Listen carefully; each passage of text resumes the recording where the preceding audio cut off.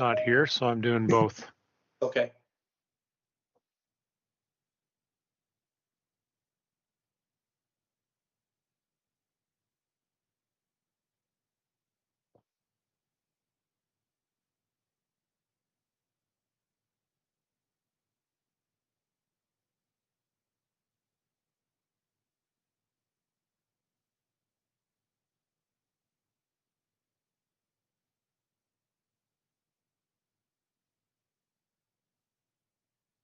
Looks like Brian's giving us the thumbs up.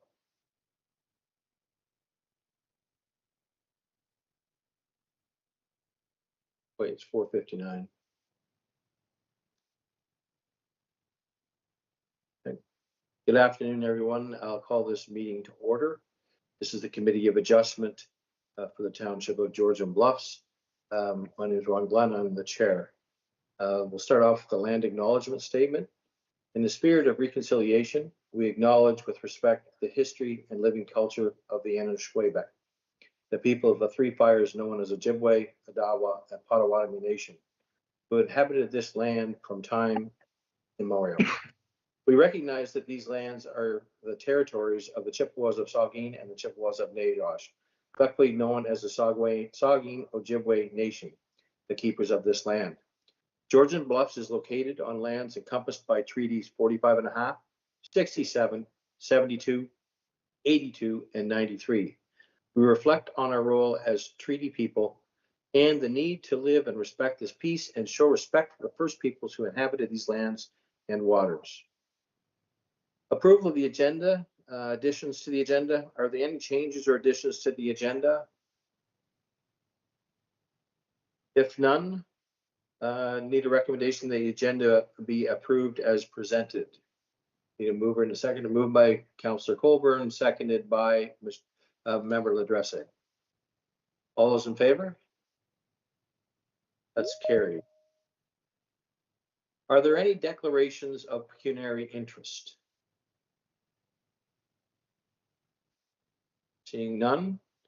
The minutes of the previous meeting, the minutes from the March 17th, 2026 meeting is included in the agenda package. I'm going to ask for a mover and a seconder for those minutes. Moved by Member Ladresse, seconded by Mayor Carleton. Any discussion on the minutes? All those in favor of the minutes from March 17th. Minutes are carried unanimously. New business. We have application DEV 2026-030, a consent application B0726 from Twin County Farms. This is a meeting of the Committee of Adjustment to consider the application for consent from Twin County Farms under Section 51 of the Planning Act. Mr. Secretary, please go ahead with your review.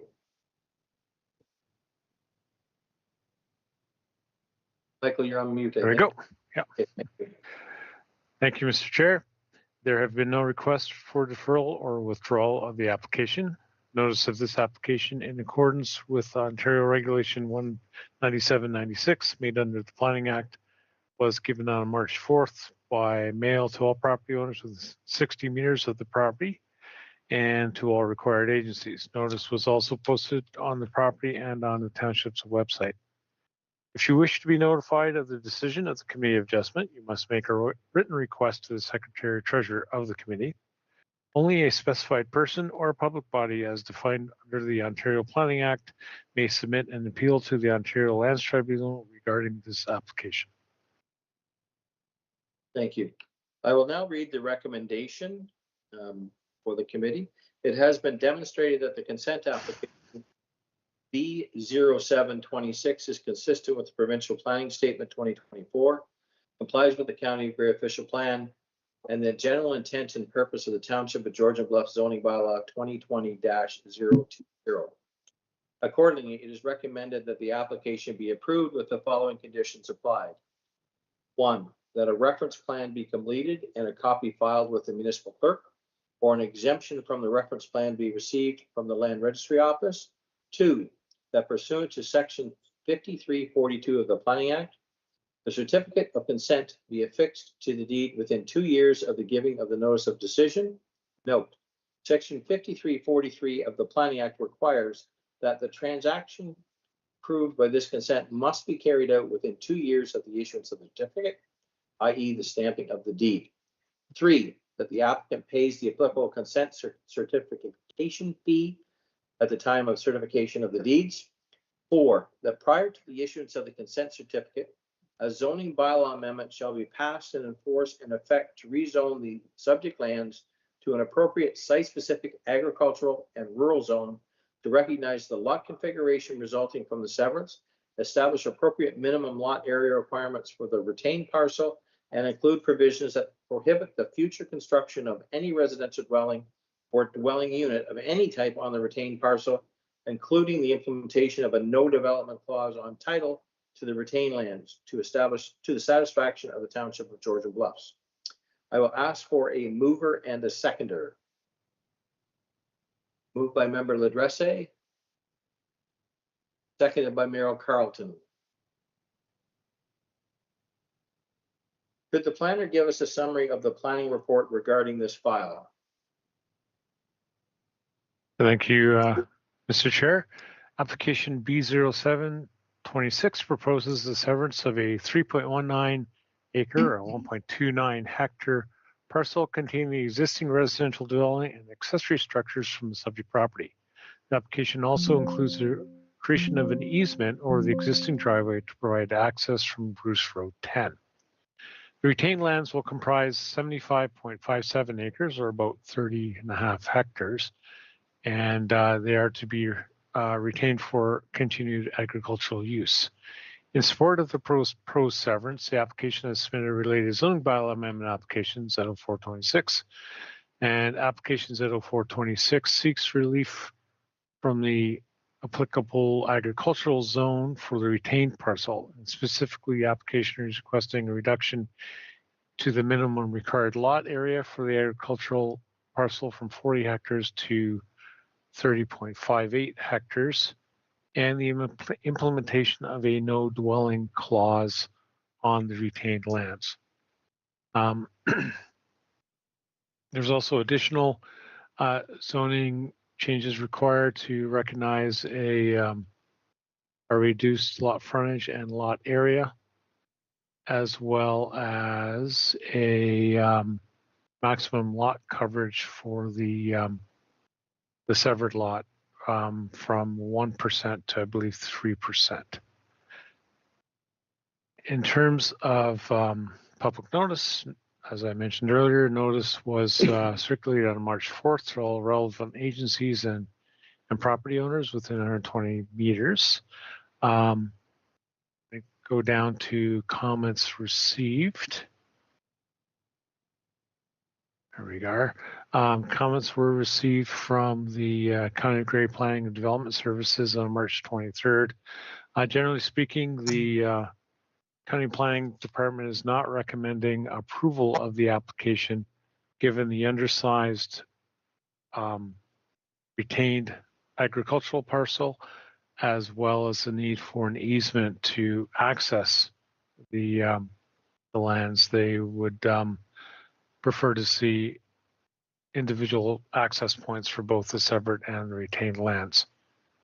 The Great Sable Risk Management Office provided comments noting that the application falls outside of any vulnerable source protection areas, and they have no concerns. GEI Canada, who is actually our stormwater management, our drainage superintendent, they also do stormwater management, but they are our drainage superintendent, noted that the lands are not within a drainage area under municipal drains, so they have no concerns from the Drainage Act. Hydro One noted that they have no comments or concerns, and the Great Sable Conservation Authority also noted that they have no objections to the zoning bylaw amendment or the consent application, and no permits are required from their office. That's the extent of the comments received. And in conclusion, our planners noted that the consent application is consistent with the provincial planning statement, generally complies with the Grey County's official plan, and the general intent and purpose of the township zoning bylaw. I should also note that Mr. Klingberg, the agent for the applicant, is here as well. Thank you, Michael. I'll now call upon the applicant or his agent to provide comments. Please state your first name and last name for the record prior to beginning. Thank you, Mr. Chair.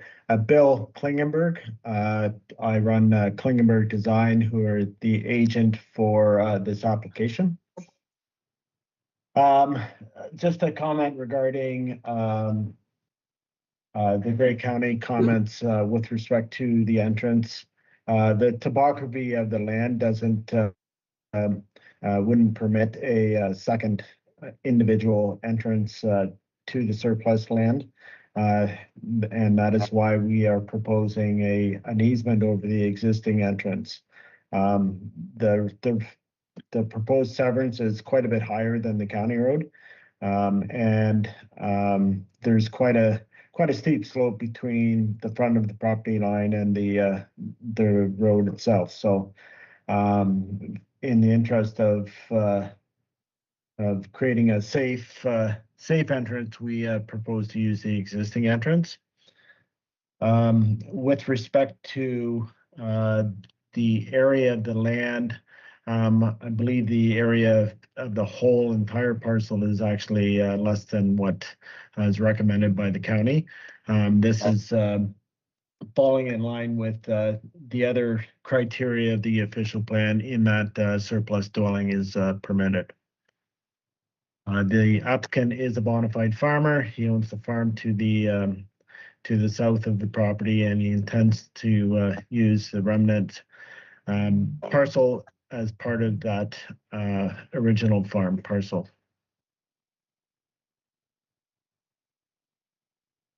Thank you, Mr. Klingberg. I now call upon any members of the public who may wish to make comment on this application. Please state your first and last name for the record prior to beginning. Or do you have any members of the public wishing to speak?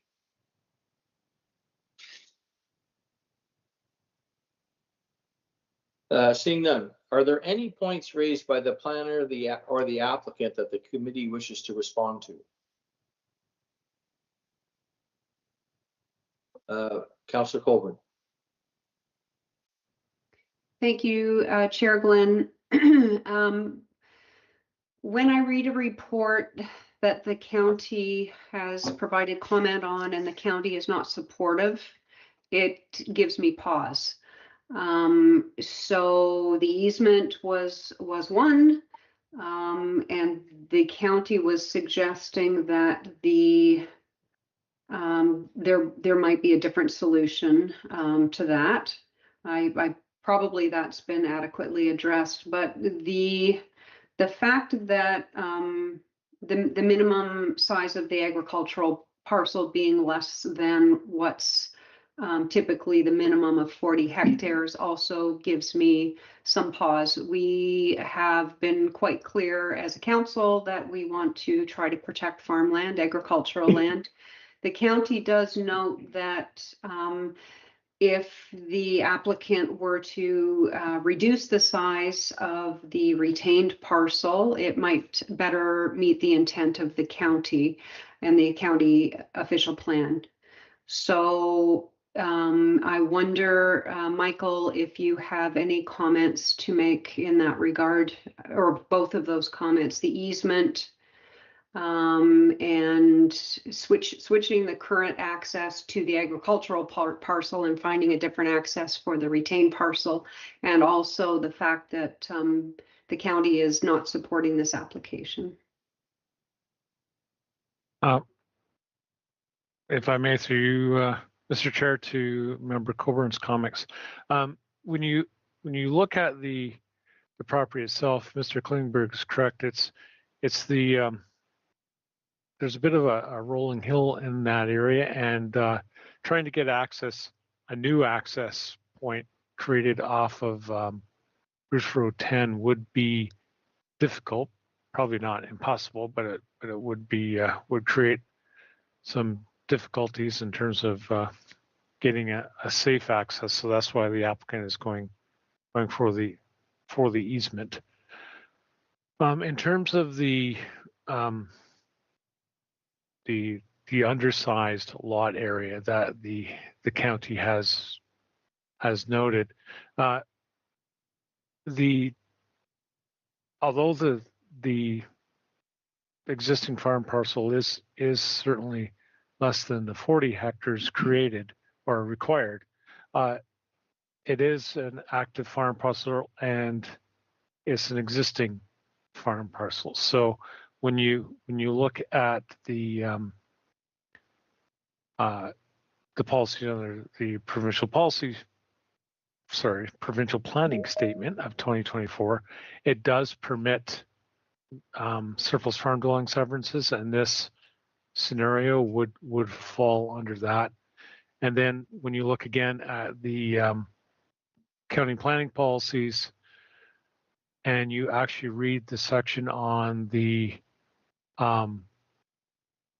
consents for a surplus farm dwelling severance, they don't really specify that the retained parcels have to be 40 hectares. Those policies don't address it. There's other policies that do. When you're creating new farm parcels that recommend that the farm parcel should generally be 40 hectares in size. But when you actually boil down to the surplus farm dwelling severance policies, they don't require that same stipulation. So that's why at the local level, at the municipal level, we've seen other examples of surplus farm dwelling severances occurring on a slightly smaller existing agricultural lands, and this proposal falls suit with previous approvals for similar applications. Don't know if that helps a bit, but it does kind of give some idea of how the municipal staff were viewing this anyways. Thank you. And just if I may, to go back to the easement, you'll have had far more experience than I in regard to any future issues that might arise from that kind of arrangement. Does it give you any pause in terms of your experience, Mr. Benner, with easements over properties like that? Again, through you, Mr. Chair, to Member Coburn, easements are registered on title. So from a legal perspective, I'm comfortable with the easement idea. It is it's registered on title, so both properties would have access to that, legal access to it. The only slight pause I would have with an easement in reality is that there are the occasional conflicts as to who maintains the laneway, and if there's the odd time you run into issues where one person's maintaining half and the other person's not. So those type of issues would be things that we'd have to look at when you actually get into registering that easement. Mutual maintenance or one party over the other. Thank you. Any other comments or questions from the committee? A member LaDressa. One of the comments from Grey County provided was to do with the MDI's calculations. I know that the sketch does say that there is no livestock, but is in the future, how do we, there is potential that it could be a livestock barn, or can we confirm that it won't be used, or? To you, Mr. Chair, Mr. Klingberg should be able to address that. Mr. Klingberg? Yes, thank you. Through you, Mr. Chair, to Member LaDresse. So I did reach out to AMAFA regarding that exact concern regarding the MDS. And they have responded, and I have it in an email. I'm happy to forward it. That a setback may not be required for this severance, provided that the original building is habitable, the proposed building is the same or less sensitive land use type, and the proposed building or any future proposed building is not built any closer to the surrounding livestock facilities on the adjacent property. So this is with respect to the barn to the north. We are about 50 feet shy of meeting the required MDS. However, OMAFRA does seem to be okay with that reduced setback, just because it's an existing dwelling, and as long as no future dwellings are any closer to that livestock facility. That answer your question, Member LaGresse? Kind of. Like, how do we, like, there's no livestock there now. Is there going to be in the future, is there going to be livestock in that barn? And my other concern is there's only one dwelling on this property right now. Is that correct? That is correct. So there is the potential to put another accessory dwelling unit on the property, which would likely be closer to that barn. So that's just a concern that I have. So. My understanding with another dwelling being put on the property is that we're putting a restrictive covenant on the piece that no future dwelling would be allowed. That's my understanding, Michael? To you, Mr. Chair, that's correct. That would be the covenant on the farm parcel. But the barn is in a state of good repair today that could house animals. So if you were looking at it today, the MDS would apply to the state of that barn. To Mr. Chair, that's correct. And any new dwellings that would be proposed for the severed lands would be subject to an MDS calculation based on the fact that there could be livestock in that barn in the future. Mayor Carlton, any questions? Councillor Colburn. So I apologize if you answered this question. I was trying to read while you were speaking, Mr. Benner, but the county also recommends that the existing livestock facility be converted to a decommissioned livestock facility. Is that, I didn't note that that was part of the conditions, I don't think. Was that considered? And through you, Mr. Chair, to Councillor Colburn, just looking here.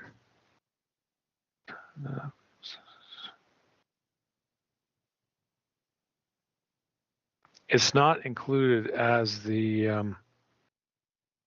as one of the conditions, but if the county wishes, that could be included as a condition.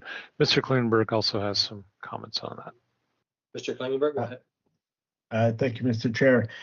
So the existing livestock structure on the proposed severed property, there is a condition that I read that it be decommissioned. The barn that is to the north on the adjacent property, that is the barn where the MDS would apply. We did a calculation, MDS calculation, based on the size of the barn and potential livestock. We were, like I said, about 50 feet short. I did reach out, as I said, to OMAFRA. They were okay with that as long as this dwelling or any existing or proposed dwelling would not get any closer to that livestock facility on the north property. So that has been addressed in the application. Member Colburn. Thank you, Chair Ben. So OMAFRA, is that the, maybe through you, Chair, to Mr. Benner, is OMAFRA the official final word on that aspect of the the barn, or are there requirements that have to be met other than a supportive letter from OMAFRA? And through you, Mr. Chair, to Member Coburn, OMAFRA is the lead authority on minimum distance separation. They're the agency that actually creates that separation formula and those requirements. So they are the lead authority on that. So if I may, Chair Glenn, it might have been helpful for us to see that documentation along with this file. Sorry, I'm just going back to Mr. Klingenberg's comments that decommissioning of that livestock facility was a condition. I don't see that that's a condition, but I also might be missing it. I wonder if you could clarify that for us, Mr. Benner. Certainly, and to you, Chair Glenn, to Member Coburn, I don't see it as a listed condition either in the recommendations coming from the planner. So just to be clear on that recommendation with regards to the severed piece, it's the barn that's on the severed parcel that would be decommissioned, not the barn that is on the retained piece. I'm asking that more to Mr. Klingenberg.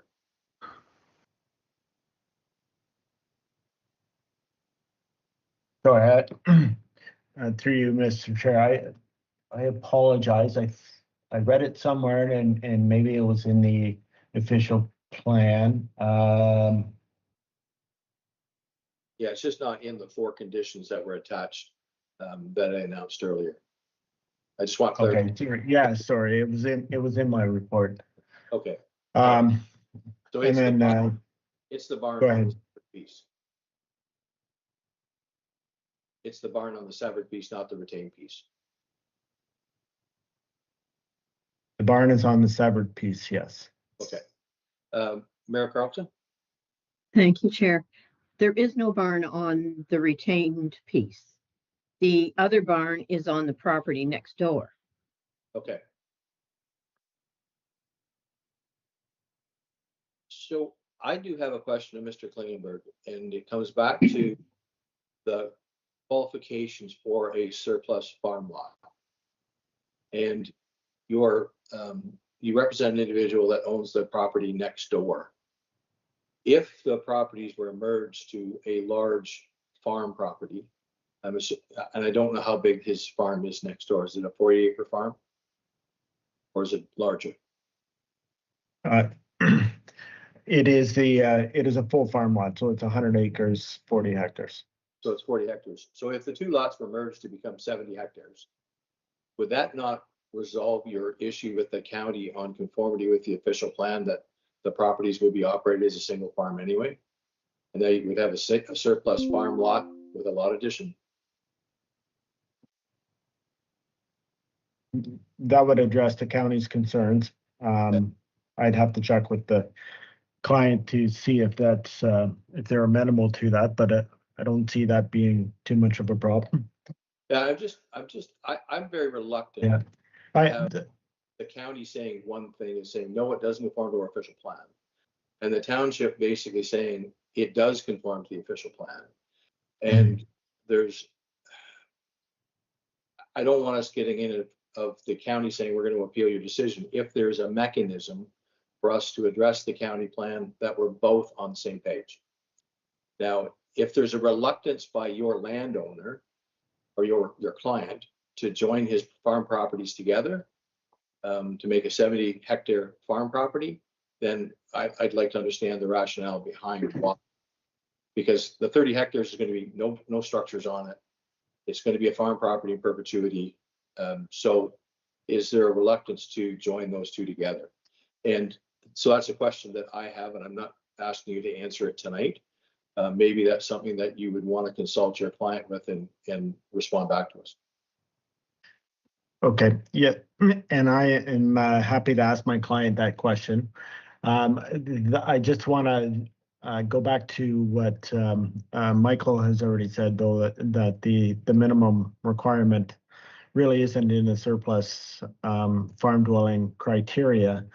And then second, that if you refer to the site plan, we kept the severed parcel as small as possible on the to meet the setbacks from the township's zoning bylaw to existing buildings. So that's the reason why the severed property is the size that it is. So, but if it's committee's wish, I'm happy to go back to my client and ask that question, whether or not they will merge the two properties.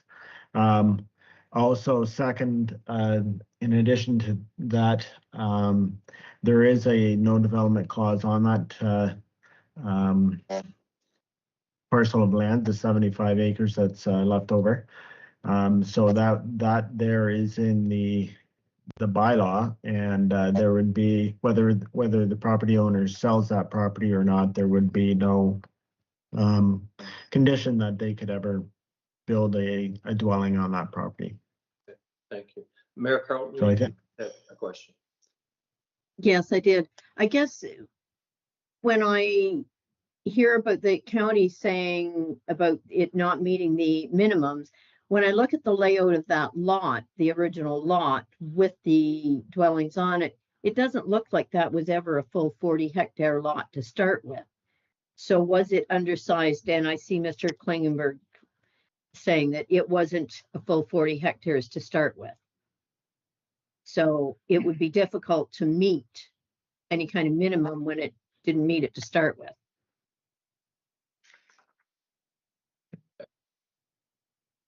All right. If there's no further discussion, I will now call, well, actually, do we need a modification, Michael, to the recommendations to include the decommissioning of the barn on the severed parcel? Oh, I'm sorry. Before I go there, Michael, member Ladresse has a question. I'm not going to say that I'm against this severance, but I don't think I'm ready to make a decision tonight. I think we need some more information.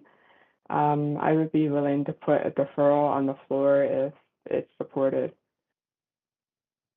Okay. Do I have a seconder for a motion to defer?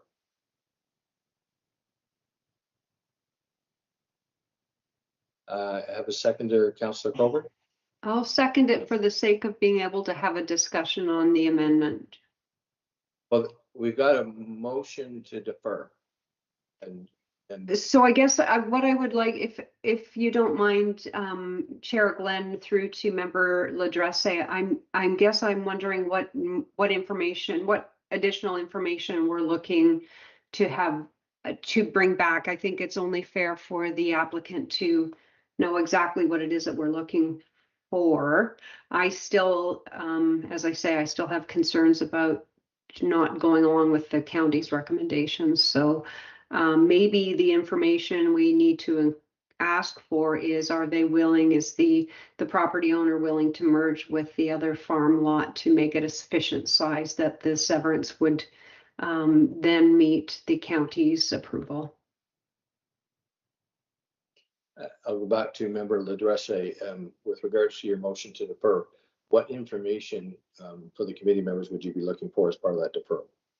I think like an MDS calculation, like a clear site plan of what barns we're dealing with, and where the residential units are, and maybe some clarification from Grey County in terms of if they're willing to support the application on certain conditions, like decommissioning the livestock barn or something like that.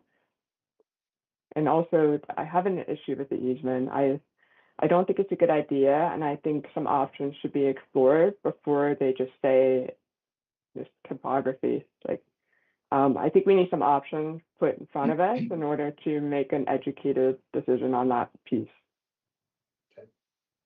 So I do have a motion to defer, and I need a seconder for that motion.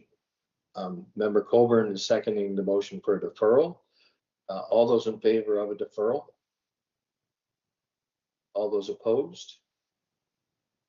The motion carries. The application will be deferred.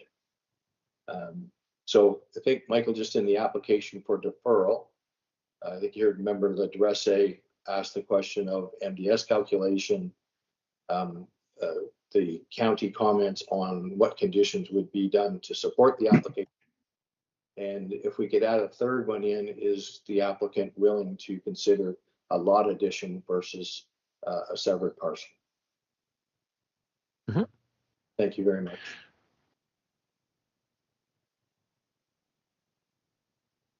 If there's no further discussion, I will now call adjournment of this public hearing. Ask for a mover and a seconder for adjournment. Moved by member Coburn, second by member Ladresse. All those in favor? Thank you. This public hearing is now adjourned at 5:34. Moving on the agenda, item 6.1.2, DEV 2026-317, a consent application for B0826 Barry's Construction. This is a meeting of the Committee of Adjustment to consider the application for consent for Barry's Construction under Section 51 of the Planning Act. Mr. Secretary, please go ahead with your review. Thank you, Mr. Chair. There have been no requests for deferral or withdrawal of the application. Notice of this application in accordance with Ontario Regulation 19796 made under the Planning Act was given on March 10th by mail to all property owners within 60 meters of the subject lands and to all required agencies. Notice was also posted on the property and on the township's website. If you wish to be notified of the decision of the Committee of Adjustment, you must make a written request to the Secretary or Treasurer of the Committee. Only a specified person or public body as defined under the Ontario Planning Act may submit an appeal to the Ontario Lands Tribunal regarding this application. I will now read the recommendation, and it is fairly lengthy, so bear with me. It's been demonstrated that application B08-26 submitted by Barry's Construction to sever an area of approximately 2,171.42 square meters from the property municipally addressed as 111 Summer Street, Georgian Bluff, is consistent with the 2024 provincial planning statement, in conformity with the County of Grey official plan and the Township of Georgian Bluff's official plan, and maintains the general intent and purpose of the Township of Georgian Bluff zoning bylaw 2020-020, subject to the implementation of the recommended conditions of approval. Accordingly, it is recommended that application B0826 be approved, subject to the following conditions. 1, that a reference plan be completed and a copy filed with the municipal clerk, or an exemption from the reference plan received from the Land Registry Office. Reference plan should conform substantially to the sketch, Schedule A, filed with the application for consent. 2, that pursuant to Section 5342 of the Planning Act, the certificate of consent be affixed to the deed within 2 years of the giving of the notice of decision or as specified in the Planning Act at the time of the deed stamping. Note, Section 5343 of the Planning Act requires that the transaction approved by this consent must be carried out within 2 years of the issuance of the certificate, i.e. stamping of the deed. 3, that the owners paid the applicable consent certificate fee at the time of the certificate of deed. 4, that the payment of the balance of any outstanding taxes as of the date of the certificate of the transfer of deed with respect to the property that is subject to the application shall be made to the treasurer of the Township of Georgian Bluffs. 5, that pursuant to Section 5313 of the Planning Act, the applicant shall pay 5% cash in lieu of parkland dedication to the Township of Georgian Bluffs. 6, that the owner enter into a development agreement pursuant to Section 51 of the Planning Act to the satisfaction of the Township of Georgian Bluffs and the County of Grey.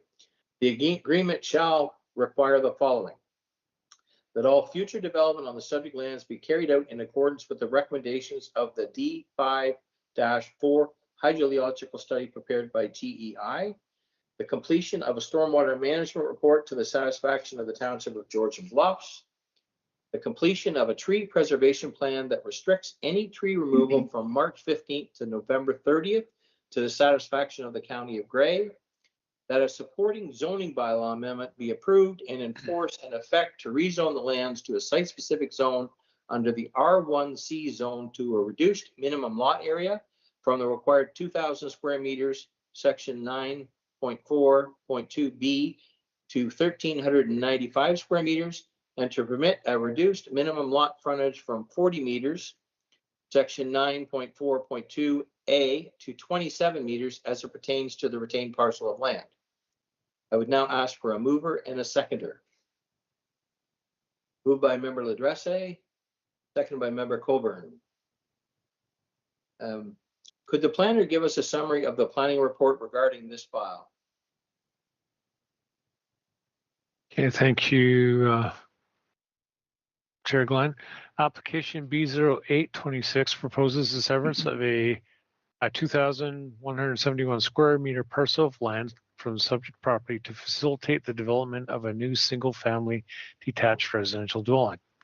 Staff note that the applicant intends to retain 1,395 square meters of land containing the existing residential dwelling, which will continue to be used for residential purposes.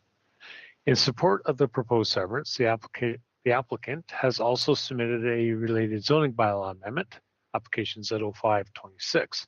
This amendment seeks relief from certain provisions outlined in Section 9, residential zones of the Township zoning bylaw, and the purpose of that amendment is to permit a reduced minimum lot area and a reduced lot frontage for the retained parcel within the R1C residential zone. And scrolling down here, in accordance with the Township of Georgian Bluffs official plan, the property is designated as a tertiary settlement area, and staff also note that the official plan identifies the property as being within a brook settlement area and is subject to the policies outlined in a township's official plan regarding the brook settlement. In terms of comments received,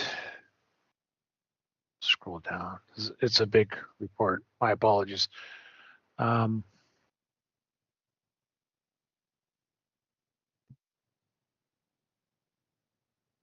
Here we are. Sorry. Notice of the public application was circulated on March 10th, and the comments were received from the Gray Sabo Risk Management Office, and they note from the information noted in the application, the severance to prevent the building of a single-family dwelling the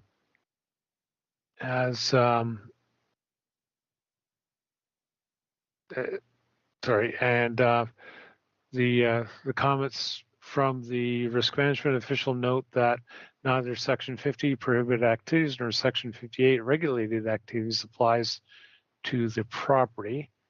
And however, they do note that it's important to note that the above property is located within an events-based area for the Owen Sound drinking water system. Thereby, the storage of fuel greater than 50,000 liters is regulated.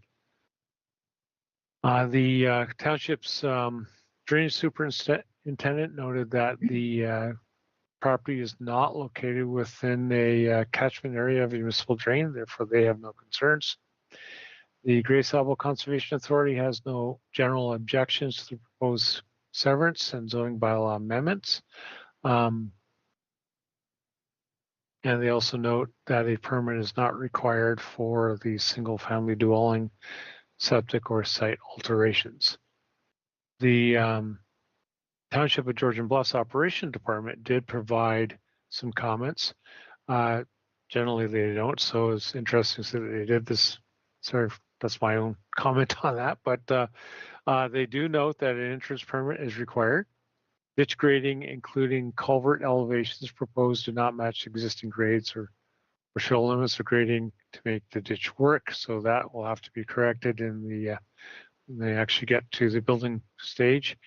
They also note that there's a yard swale proposed between the retained portion and the severed portion. And again, the elevation should be verified on that. And they note that natural infiltration area in the rear yard of the severed lot, that they have some concerns with that, that the 1,395 square meters of land containing the existing residential dwelling will continue to be used for residential purposes. In support of the proposed severance, the applicant has also submitted a related zoning bylaw amendment, application Z0526. This amendment seeks relief from certain provisions outlined in Section 9, residential zones of the Township zoning bylaw, and they note from the information noted in the application, the severance to prevent the building of a single-family dwelling, which will continue to be used for residential purposes. additional drainage and the additional impervious cover will create some drainage conditions, noting that brook generally has very poor drainage characteristics. Hydro 1 did not have any concerns, and Grey County provided comments that, and I do apologize for this, I'm kind of bouncing around things, and so Grey County's planning department noted that as typically you see this in settlement areas, that the planning staff are trying to streamline where they provide comments on applications, and they generally try to limit their comments for any variances or site plan applications and zoning bylaws and consents within settlement areas. They noted that the Grey County ecologist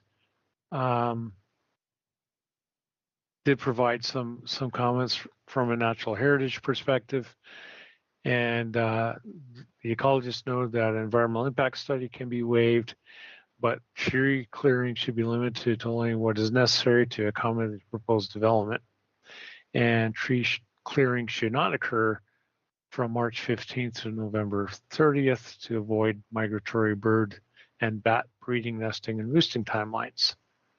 The county suggested that stormwater management infrastructure is not needed, and they referred back to the Source Water Protection Agency for those comments. County Transportation Services reviewed the application, don't have any concerns. And county planning staff did note that a D54 study should be done, and the need for a tertiary treatment system, sewage treatment system, should be included in the zoning. And so that's the extent of the comments from the county, and that is the extent of the comments related to this application. Thank you, Michael. I now call upon the applicant to provide comments. Please state your first and last name for the record prior to beginning. Good evening, Stuart Doyle with Barry's Construction. I want to thank the committee for looking at this application this evening. Obviously, a very detailed report in front of you. I think it demonstrates well that it meets the official plan, is consistent with the official plans, the zoning bylaw, and the PPS.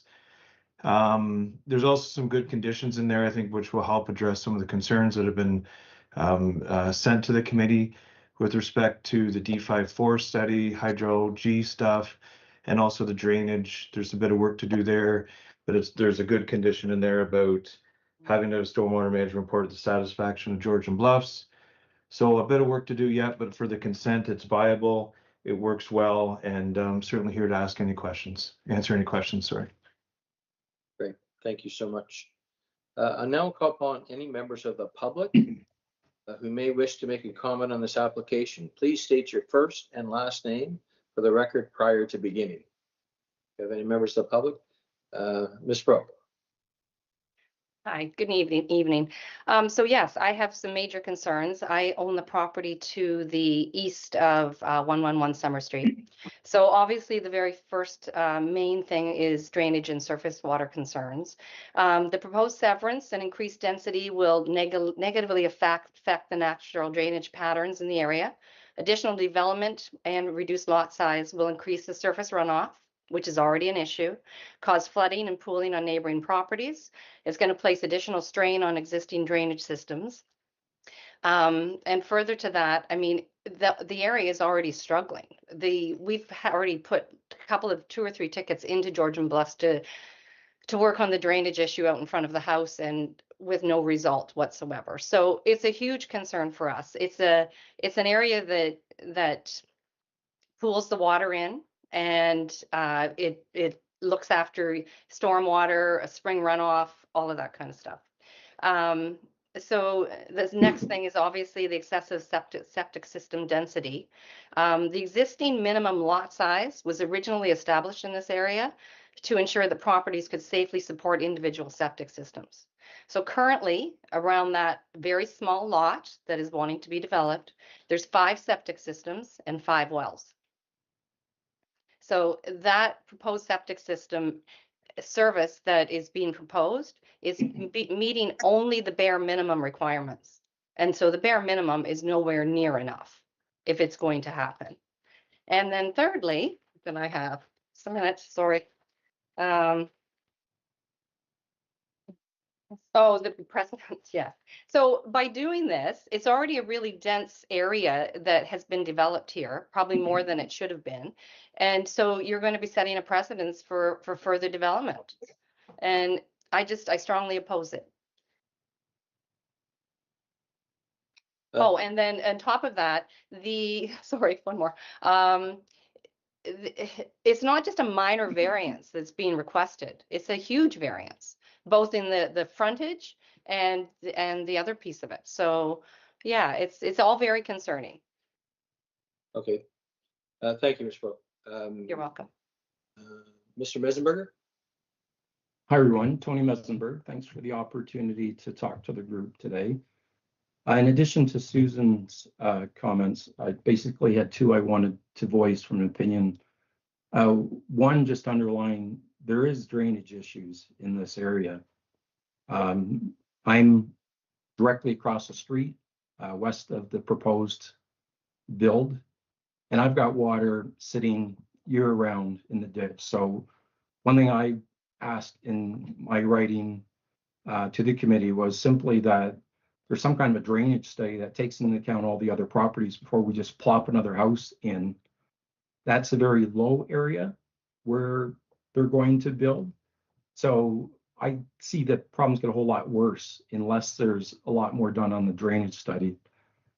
And then the second thing is more on the non-traditional sewer system that's being proposed.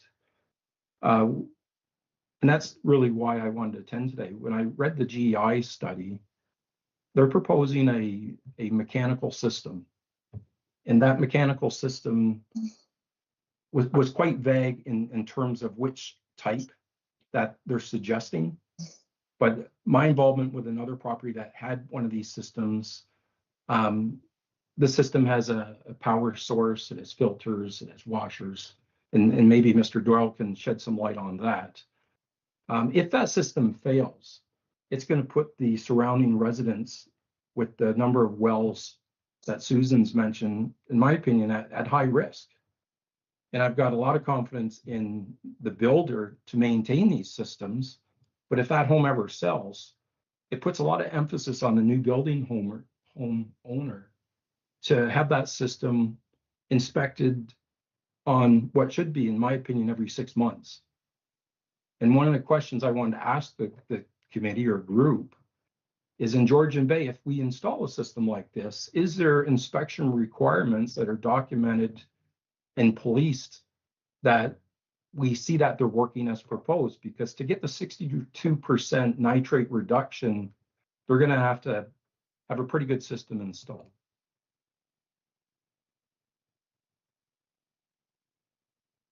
Do you have more comments, Ms. Brooke? Oh, well, I guess I will add on to that a little bit, that the GEI consulting report indicated that my well is the 3rd shallowest well in that area.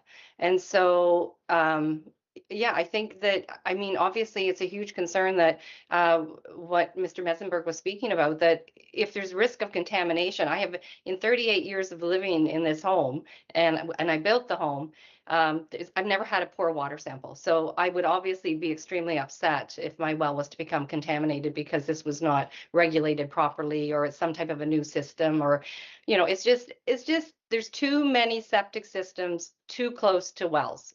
The area has been densified enough. Okay, thank you. Okay.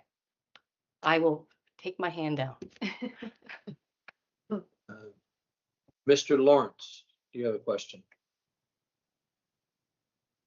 LaFrance, sorry, Mr. LaFrance, you have a question? Hello. Can everybody hear me? Yes.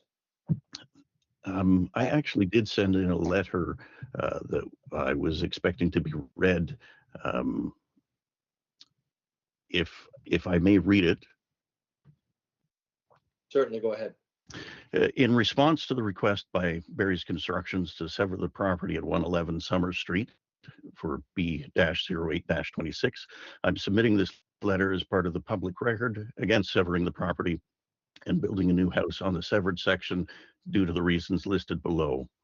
Reason one, the property is adjacent to my property and it may contain part of my septic bed as the documentation from public health records is lacking information and details.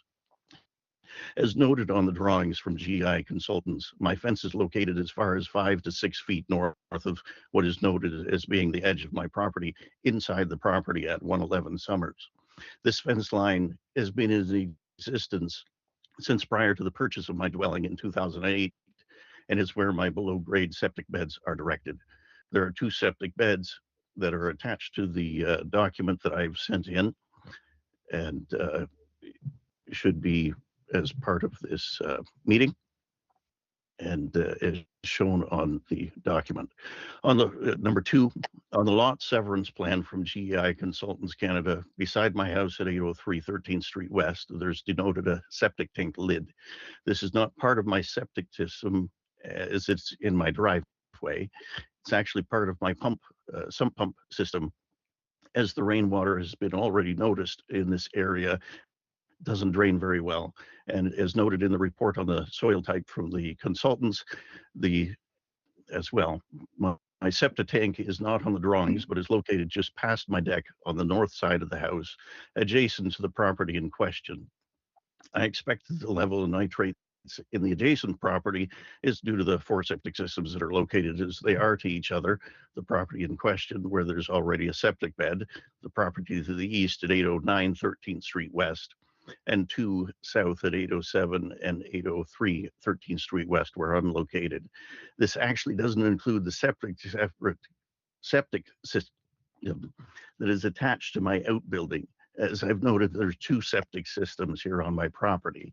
A tertiary septic system on the severed property, as noted in the plans, brings a nitrates level to barely acceptable levels at 9.88 milligrams per liter.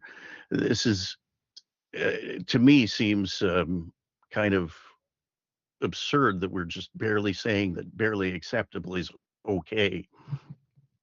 I'm going to actually quote Health Canada here. The maximum acceptable concentration for nitrates has been established at the 10 milligrams per liter to be protective of the health of most sensitive subpopulation bottle-fed infants. However, it's recommended that levels be kept as low as possible to account for the lack of studies on thyroid effects in the most sensitive subpopulation, and 2, the significance of the potential health effects in infants for neurodevelopment related to thyroid effects, and 3, the fact that the ingested nitrate under conditions result in intravenous nitrosation is probably carcinogenic to humans. And I've referenced the link to that.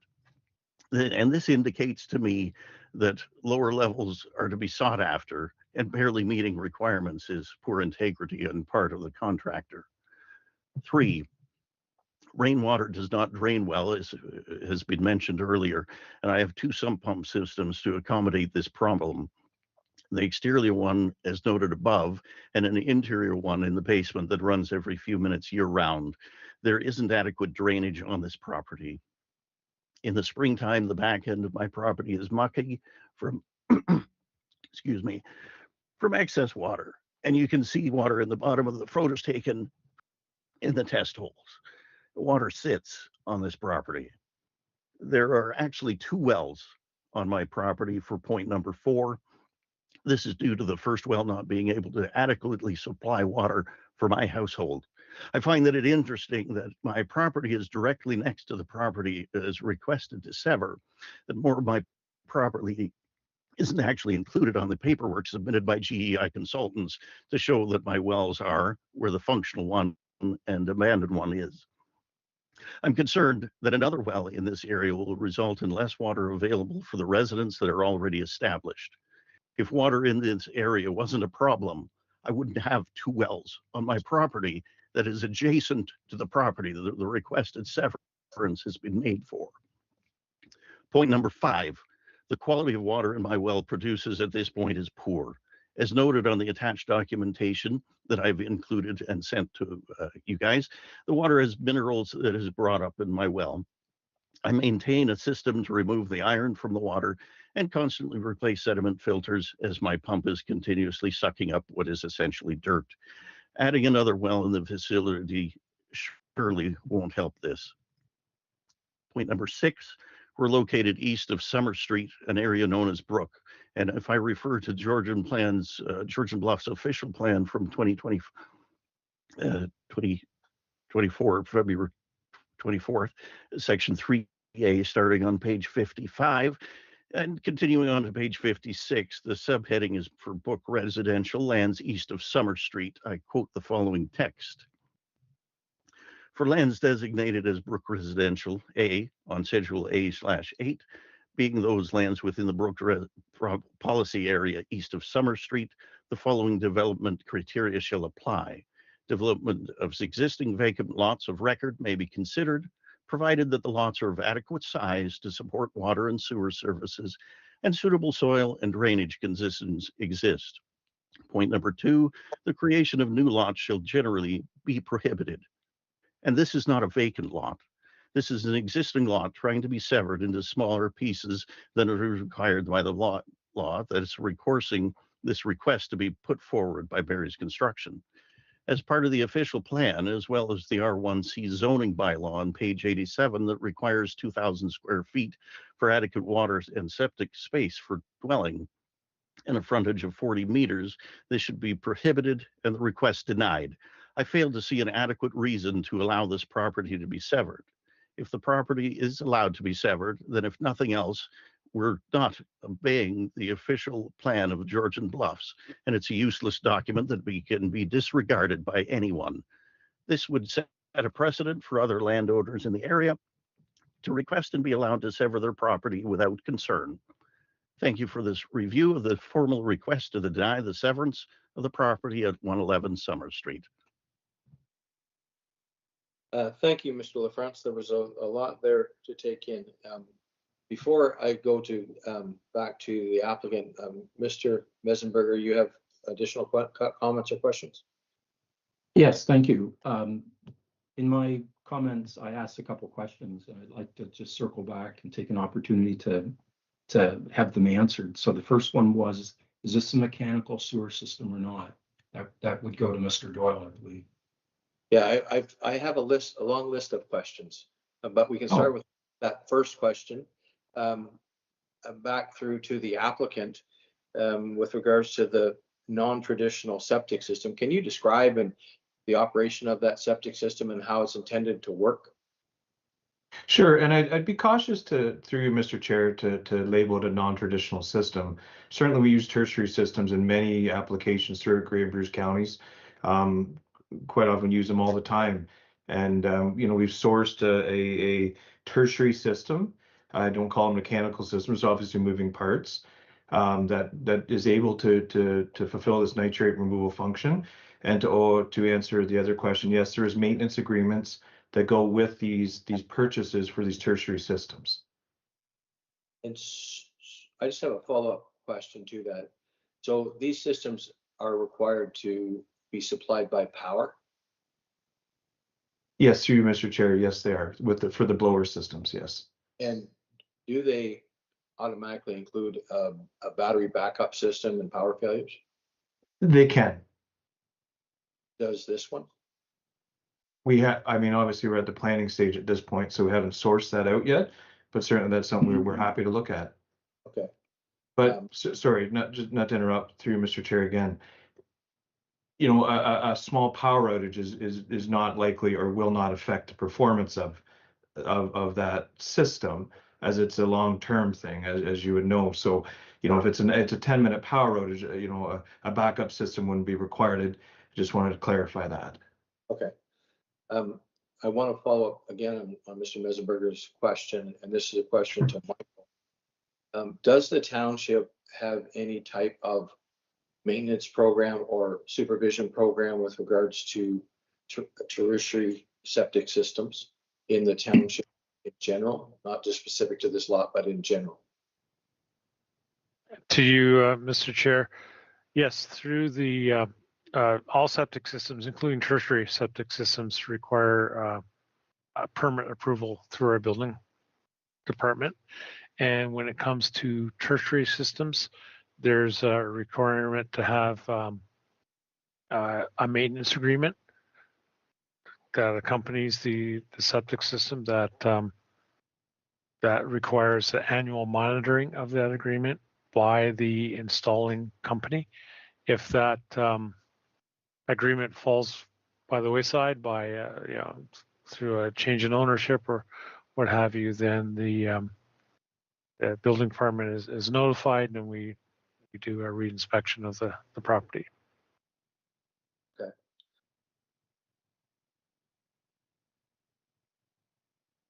So this is a question, Michael, to you coming out of the public.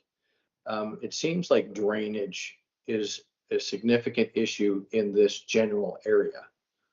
And noticed in our condition that we have a drainage plan as a required condition for the creation of the lot. Has the township completed a surface water management plan for this area to deal with water flow and capacity and ditch size and all that kind of stuff, to address any of the concerns for additional development?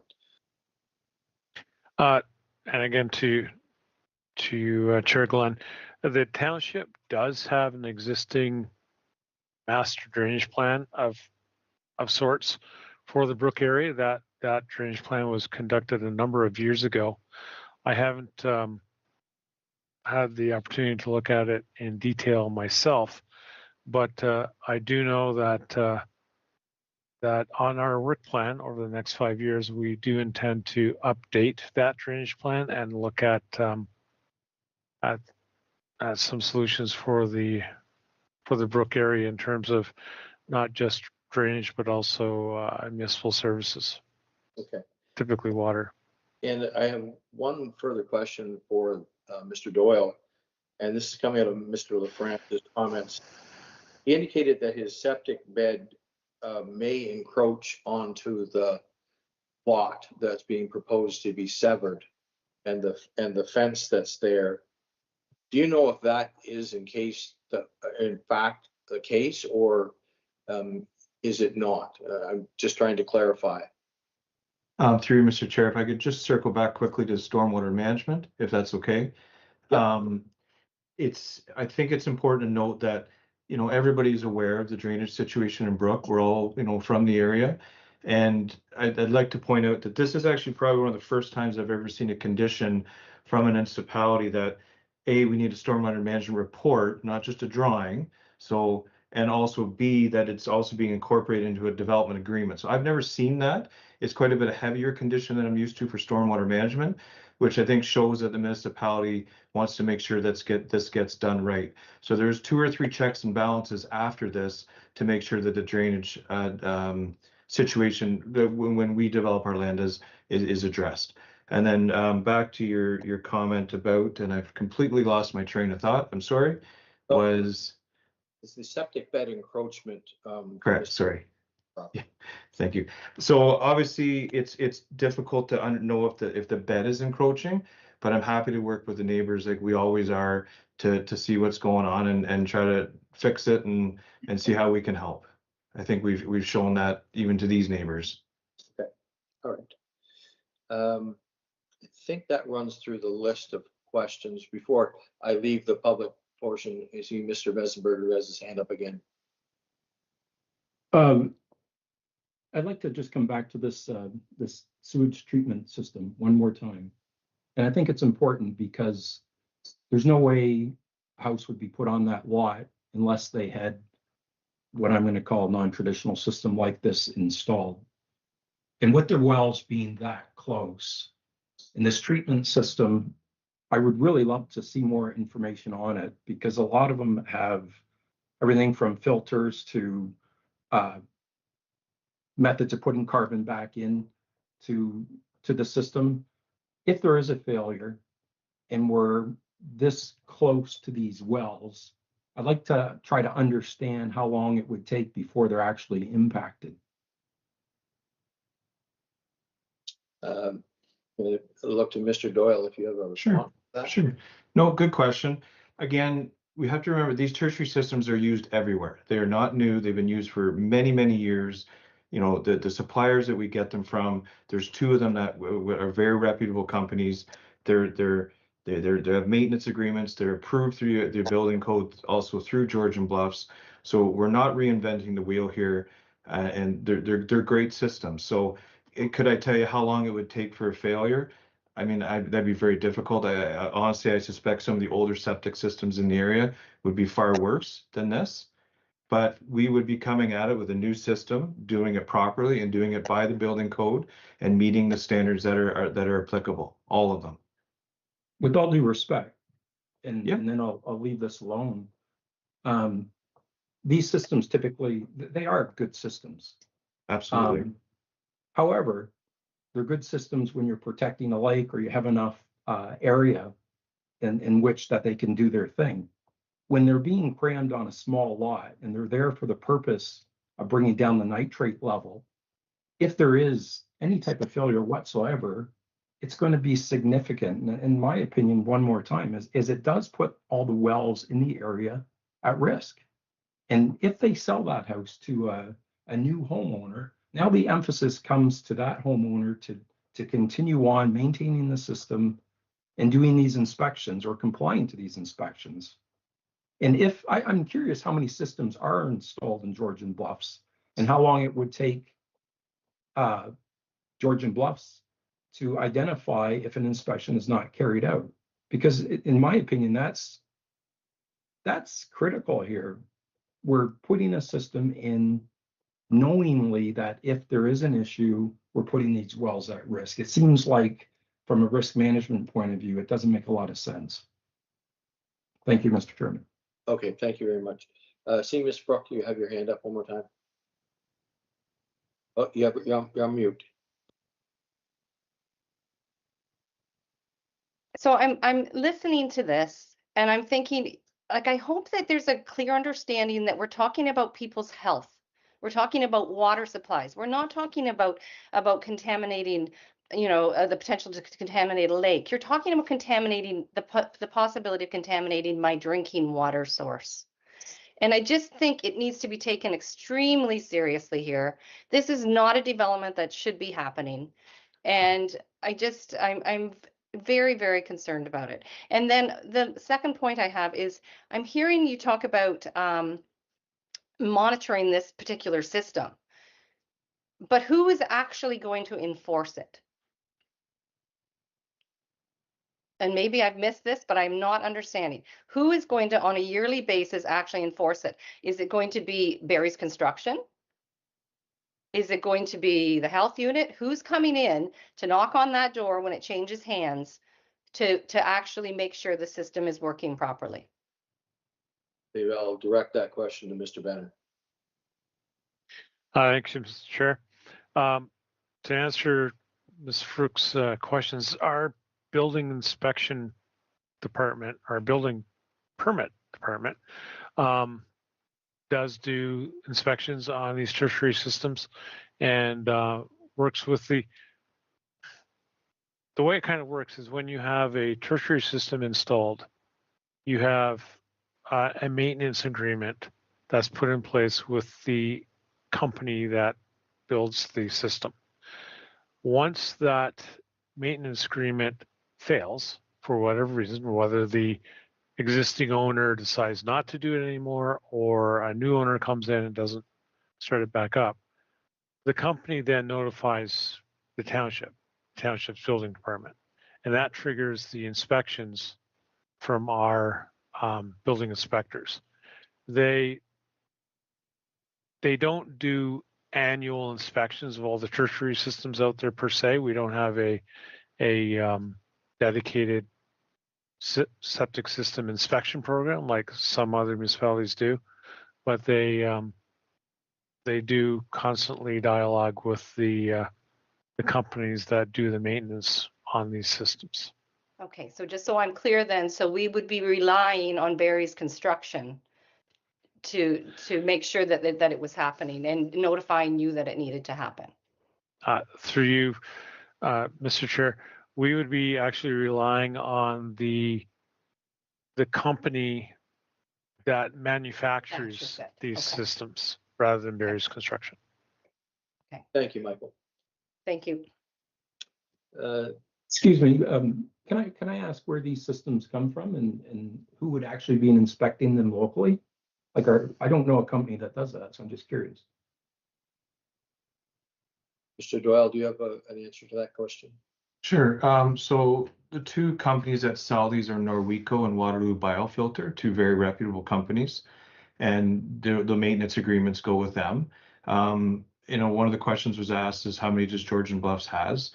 We put many of them in Georgian Bluffs. So the building department does a great job with that. They're on top of it. And it's one of the things that most municipalities in the area, due to lot sizes or where soils are, or for many different reasons, tertiary systems are used, that this is a very normal thing to have. So I understand that there's some questions about it, but it's certainly not new to the building department. It's not new to us, and it's not new to the area for many, many years. Thank you. Are there any points raised by the public? Sorry, are there any points raised by the planner, the applicant, or the public that the committee wishes to respond to? I see Councillor Coburn has her hand up and Member Ladresse. Councillor Coburn. Thank you, Chair Glenn, and through you to my committee colleagues. I did a site visit today to look at this lot, and I was prepared to see some water. I was not prepared to see the volume of water and standing water at the backside or the south end of that lot. It was remarkable. That's concerning to me. The fact that we're dealing with an area that is known to be impermeable in nature is concerning. But I'm a little surprised, I have to say, by the recommendation coming before us because of the reduced lot area, given the fact that the soil in the land here is largely impermeable. So I'm struggling to find a way to support this application. One thing that we didn't draw notice to is an email by our manager of operations, Jerry Hun, to our building department, to our community planner. And that email says, that an existing natural infiltration area in the rear yard of the severed lot. This individual says, I'm not in favor of adding impervious cover to a lot that does not have the ability to manage the additional drainage the additional impervious cover will create. Brook in general has very poor drainage characteristics, so I cannot support a new lot that cannot adequately address stormwater management. That's coming from our manager of operations. That speaks to me, as well as seeing the wet nature of the land out there today on a relatively dry day for a change. I have concerns. I do not feel like I can support this just based on those facts alone. And I would urge my fellow committee members to consider those comments made by our presenters as well. Thank you. Member Ladresse? I was actually going to bring up that email that Member Coburn just mentioned. I have a very hard time supporting something that our staff are not supporting. It's given to us in the direct email and explicitly stating that it cannot be supported. And I'm in agreement with that. I can't support this application. Thank you. Mr. Doyle. Sorry, and very good points. And Jerry, sorry, Mr. Hahn, very good at what he does. the purpose of his comments are addressed in the conditions. So this severance does not go through unless we can satisfy the municipality with the drainage concerns. So that's why there's a direct condition in here saying that unless we have an agreement that stormwater management report to the satisfaction of the town of Georgian Bluffs is completed, this severance does not get stamped.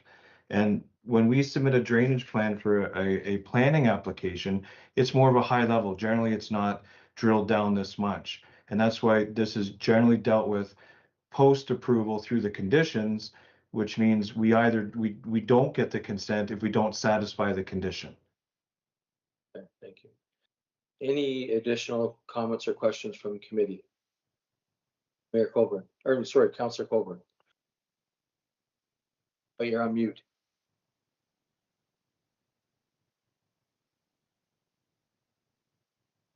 Thank you. Sorry, I was just saying I'll pass on the promotion to mayor. Thank you, Chair. I will request a recorded vote, please, and thank you. Okay. If there's no further discussion, I will now call the vote on the motion as presented.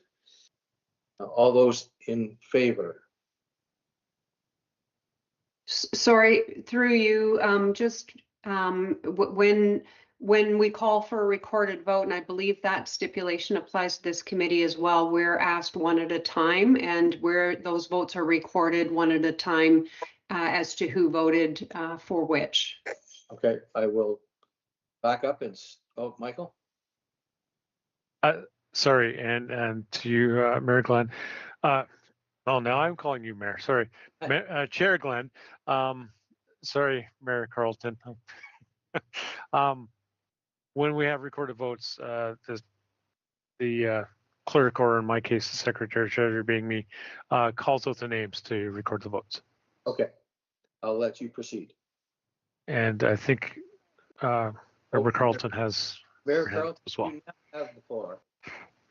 Yes, I did have a question. I guess when I look at the lot layout in that area, I note that the two lots on 13th Street appear to be really, really small. So was there a point in time when lot sizes in the Brook area changed?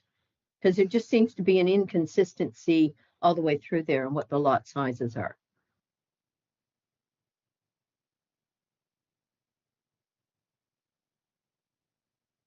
Michael, do you want to take a stab at that question? I do have some historical information on Brook. Thank you, Chair Glenn. I would have a hard time answering that question, to be honest. I don't know that kind of history. I have a little bit of history from 1988 until 2004. And Brook was under the county official plan at that point. Minimum lot size was 0.4 hectares. And since 2004, it has changed. But from 88 to 2004, it was 0.4 hectares. So, Mayor Carlton. Thank you. And so that answers that question for me. I think at this time, there's a lot of questions been raised here that I think we maybe need to get some answers before we go to the next step. Although I do think with this application process and the conditions that have been put on, that there's not ability to just move from here to building without a lot of conditions being met that seem to be a little more stringent than normal. So I'm comfortable with waiting to make this decision, I think. Okay.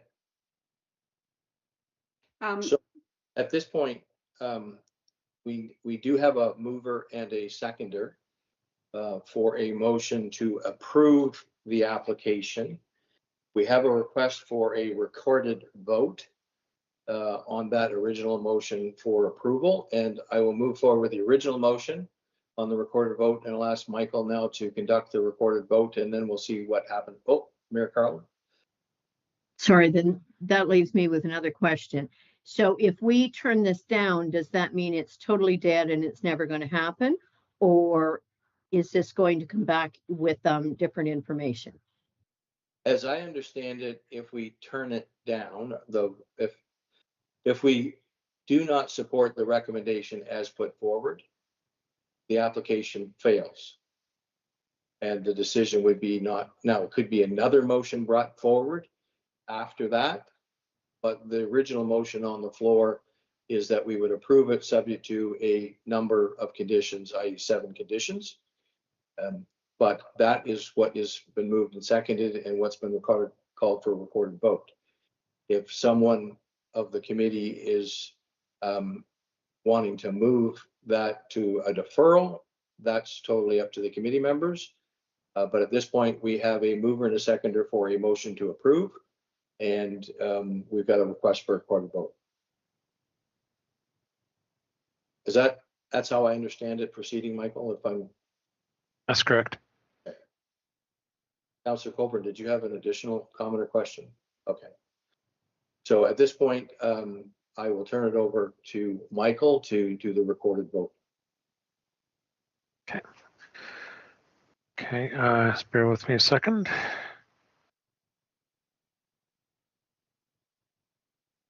I'll just go as I see people on the screen and then end up with Chair Glenn. So Mayor Carlton? In favor.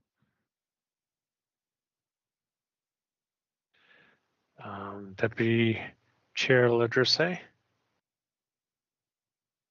Vice Chair, but Vice Chair, I'm not sorry. in favor. Not in favor. Okay. Member Carlton? Sorry. Wow. Member Coburn. My apologies. Opposed. And get this right, Chair Glenn. Opposed. That motion has failed. Now, is there any member of the committee that would like to introduce a new motion in relation to consent application B08-26?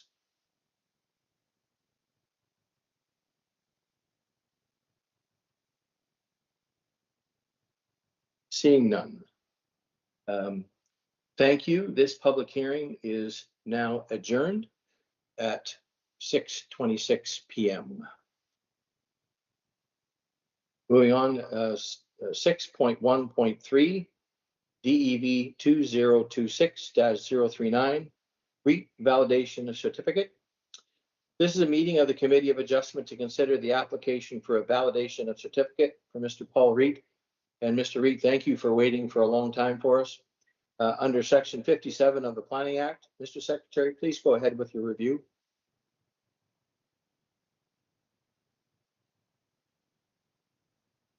I have to find it. Just a second here. Here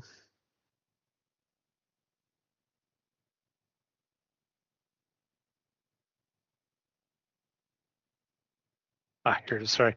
My apologies again. There have been no requests for deferral or withdrawal of the application.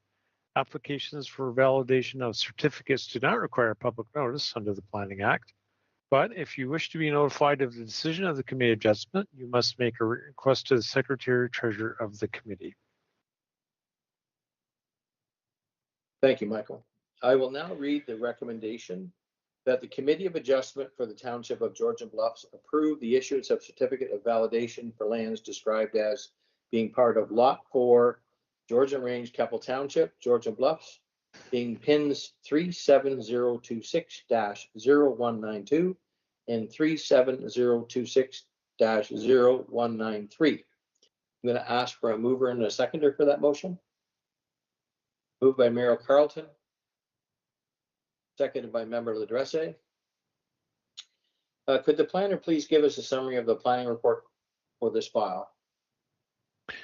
Certainly, through you, Chair Glenn. A written request was received from Paul Wright, who is acting on behalf of the landowner, requesting the issuance of a validation certificate for 504-821 Grey Road 1 and 504-827 Grey Road 1. Staff note that subject parcels were originally registered with the Ontario Land Registry Office in 1977 and 1979. Staff also acknowledged that both deeds were registered and the properties were assigned separate parcel identification numbers, separate assessment roll numbers, and separate civic addresses. The subject application requests issuance of a certificate of validation as provided for under Section 57 of the Planning Act, and the intent of this request is to confirm that both lots are separate and conveyable parcels under the Planning Act.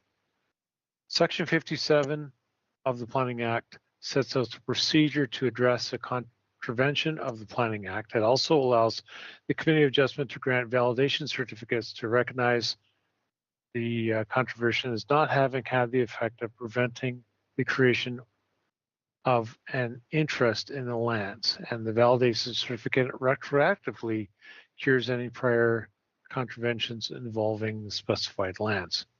The criteria for such a certificate is specifies that no certificate shall be issued under subsection 1 unless the land described in the certificate conforms with the same criteria that apply to the granting of consents under section 53, which is all the sections that we've been dealing with tonight. So the subject application to confirm confirms that both lots are separate and conveyable parcels under the Planning Act. They do not have the effect on the status of the lots, and thus no change in respect to the official plan or zoning bylaws required. And considering all the above information of separate pins, assessment roll numbers, and separate addresses, and the fact that the lands were originally registered in 1977 and 1979, staff are concluding and recommending that the certificates be issued for the subject lands. Thank you, Michael. I'll now call upon the applicant to provide comments. Please state your first and last name for the record prior to beginning. Thank you. Mr. Reed? You're on mute, sorry. Hello, can you hear me? Yes, we can. Yes, thank you for addressing this issue. I'm sorry, what would you like me to? Do you have What anything is to the planner's report? No, I don't think so. We're basically just trying to get my mother-in-law's estate in order, and the lawyer said he couldn't do what he had to do. He was gonna, because the Planning Act considers them one parcel. So he said we need a validation certificate or consent just for something from the municipality saying that we're able to deal with them separately. Okay. That's what the request was for. Great. Thank you so much. No members of the public registered to provide comment. I'll now call upon any member of the public who may wish to make a comment on this application. Please state your first and last name for the record prior to beginning. I don't believe we have any public with us this evening. Are there any points raised by the planner or the applicant that the committee wishes to respond to? If there's no further discussion, I'll now call the vote on the motion as presented. All those. We have a mover and a seconder, Michael, already, right, for the motion? Yes, we do. Sorry. We have. All those in favor? All those opposed, if any, it's carried. Thank you. This public hearing is now adjourned. And Mr. Reed, thank you very much for your patience for the time this evening. I know it was long. No, thank you. It was very interesting. Number 7, unfinished business, none. Number 8, we have no applications have been filed for May 19th meeting, so the meeting does not need to be held. 2 applications have been filed for June 16th meeting, so the Committee of Adjustment will meet as regularly scheduled on that date. There's no further business. I will now call for an adjournment to this meeting. Ask for a mover and a seconder. Moved by Member Ladresi, seconded by Member Colburn. Any discussion? All those in favor of adjournment. Meeting is now adjourned at 6:33 p.m. Thank you very much, everybody.